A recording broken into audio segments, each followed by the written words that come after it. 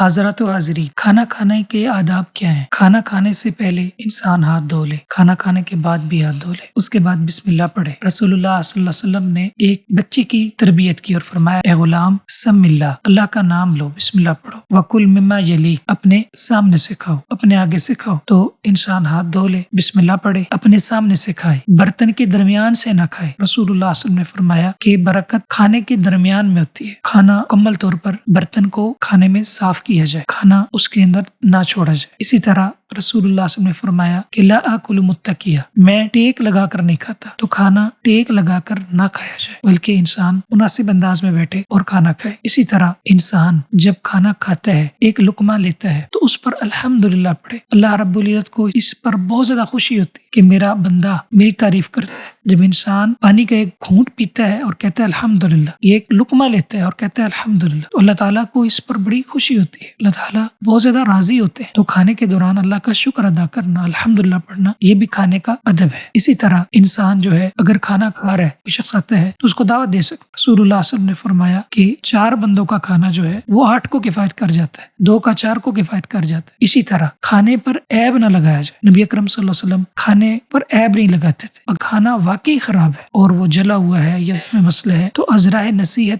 کہا جا سکتا ہے کہ اس کے اندر یہ خرابی ہے، آئندہ آپ اس کا خیال رکھیے۔ یعنی عیب کا معنی یہ ہے کہ کوئی کھانا ویسے مناسب بنا ہوا ہے لیکن تنقید کر دینا جو تنقید نہ ہو، مناسب بات کی جا سکتی ہے۔ اسی طرح اگر کوئی کھانے کے شروع میں بسم اللہ بول جاتا ہے تو وہ یہ دعا پڑھ لے، بسم اللہ اولا و آخر۔ اسی طرح کھانا کھانے کے بعد کی جو دعا ہے وہ پڑھے، الحمدللہ الذی اطعمنی ھذا ورزقنی من غیر حول منی ولا قوة۔ یہ کھانے کے چند آداب ہیں۔ اللہ تعالیٰ ہمیں عمل کی توفیق عطا فرمائے۔